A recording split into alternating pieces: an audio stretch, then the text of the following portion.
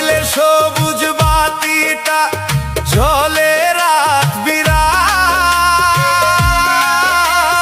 অথচ আমার ইনবক্সে শুধুই জমা হয় একরাশ আধার। আমি কল দিলে তুই ধরিস না আর দিস না কোনো সাড়া, তোর কাছে কি আমি এখন একদমই দিশেহারা।